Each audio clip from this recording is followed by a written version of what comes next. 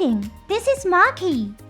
In Japan, the All Japan Model and Hobby Show and Exhibition for new plastic models and toys will take place from the 12th of October. Of course, new Gunpla products will also be announced. Today, let's take a look at the new Gunpla products that were unveiled at this event. First up is the real great Gunpla of the Shining Gundam. It's the main Gundam from the first half of the GE Gundam story. This model was announced to celebrate the 30th anniversary of GE Gundam. Next year will be the 30th anniversary of Gundam Wing, and the year after that Gundam X will celebrate its 30th anniversary. The excitement is building. It looks like you will also be able to recreate its super mode, where the armor on the head, shoulders and legs expands. The concept of expanding armor that changes the appearance of the Gundam was passed on to later models such as the Unicorn Gundam. It's also great that the set includes a hand to show off its special attack, the Shining Finger. The timing of this announcement, just as the 30th anniversary commemorative story is being released, is perfect. For example, it might be fun to combine the real Great Burning Gundam with the Shining Finger hand.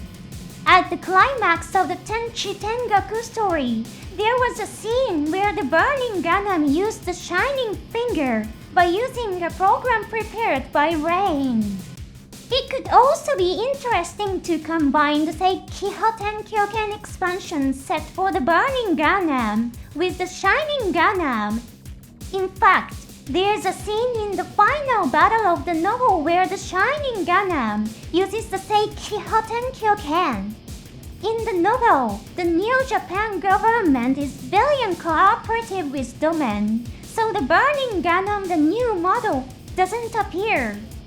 As a result, Domain ends up piloting the Shining Gundam to defeat the Dark Gundam. Release date and price are not yet known.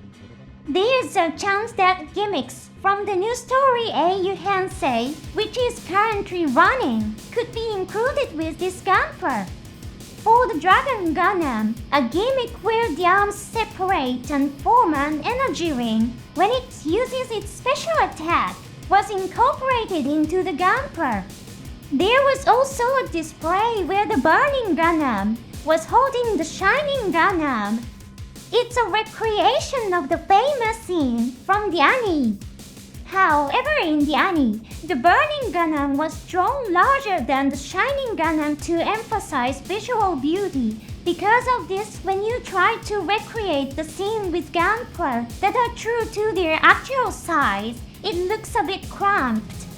New products from the movie Gundam SEED FREEDOM have also been announced. First up is the Sword Impulse Gundam Spec 2. This is the Gundam that Lunamaria Hawk flew in the final battle. It was a brief moment, but it used a gimmick that wasn't seen in the TV anime. The technique involves throwing the beam boomerang where it's connected and then having it split in two as it approaches the enemy. As it's still a prototype, no price or release date has been announced yet. Next, additional parts for the Akatsuki were announced. The main body of the Akatsuki has already been released as a standalone product, but this new set includes parts for connecting the Shironui backpack and the Zeus silhouette. Although the Shironui didn't appear in SEED FREEDOM, it's still a fun favorite piece of equipment. The ability to link it to the Zeus silhouette is also an exciting feature. The Shiranui's weapon, the mobile beam cannon system, also has an interesting gimmick. Similar to the Dragoon system or the gun barrel, it's used in battle in a separated state. The new Gunpla shows the beam cannons in action while still attached to the back. The set of parts for connecting the Shiranui and Zeus silhouette also has a price listed around $30. As this is a reference price, from the prototype stage it may change, and it will probably also be affected by exchange rate fluctuations. A prototype of the Zyuga was also on display. Although its release has already been announced, it's a much anticipated Gunpla among fans. The display showed the Zyuga equipped with a cavalier and with its inner armor exposed. We can also see that not only the torso, but also the legs of the Infinite Justice Gundam Type 2 contain built-in parts from the Justice Gundam. There was also a prototype of the high-grade Gunpla of the Delta Zane from the Silver Phantom series in the Universal Century timeline. It seems that the transformation into its Vader mode is fully replicatable. The silver plating is absolutely stunning. The price has been announced to be around $52. Also revealed was a limited edition Seanju, which will be sold exclusively at Gundam Base Fukuoka. This is the enemy mobile suit from Gundam Unicorn. The blue paint gives it a completely different look. The price is listed at around $22. There are even more real-grade Gunpla reveals for Gundam Unicorn. We have the final battle version of the Unicorn Gundam Unit 2, Banshee Norm. The price is about $85. The box says special coating, so it looks like this one has some kind of unique paint job. In addition, a new variant of the new Gundam from Char's Counterattack will be released. It's the real great Gunpla of the Double Fin, Funnel New Gundam. This version shows the new Gundam equipped with fin funnels on both sides of its backpack.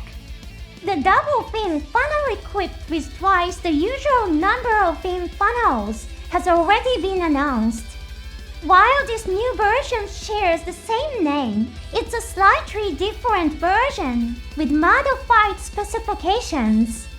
The beam rifle and shield have been updated. The price is around $40 and the release date is December 2024. It'll be available soon. Finally, there's the Gunpla of the Zuckuss from Requiem for Vengeance. The Zoku 2 piloted by Nilandrine, one of the subordinates of the protagonist Solari, will be produced as a high-grade Gunpla. It looks like the set will also include the reins and marked Zoku. The product description says released as a set of 2. Rather than having interchangeable parts for the normal and unmarked Zoku, it seems that the set will include 2 separate Zoku models. The unmarked Zoku, which is a modification of Solari's Zoku, has already been revealed. Rin's unmarked Zoku has a different appearance to Solari's. It's possible that the story could go in a direction where Solari and Rin survive a Gundam attack and modify their Zuckuss to avenge their fallen comrades. Another set of Zoku 2 models from Requiem for Vengeance was also revealed Zoku 2s for Chops and Kale. This product also includes parts to recreate the unmarked Zoku for Solari. It's quite surprising to see that even the supporting characters' Zuckuss are being made into Gunpla. According to the description, these sets will be available for pre-order at Premium Bandai soon. The price for each set is around $40. By the way, there was no mention of pre-orders for the Shining Gundam, Sword Impulse Gundam Spec 2 or Shiranui at Premium Bandai. Does that mean they'll be available in regular stores? Personally, I think the Shining Gundam will be sold in regular stores. Since the Brass Impulse was exclusive to Premium Bandai, it feels like the Sword Impulse might be limited to Premium Bandai as well. And since the Shiranui is a set of additional parts, it will probably be a premium Bandai exclusive as well. Any products that caught your attention? Thanks for sticking around until the end. See you next time.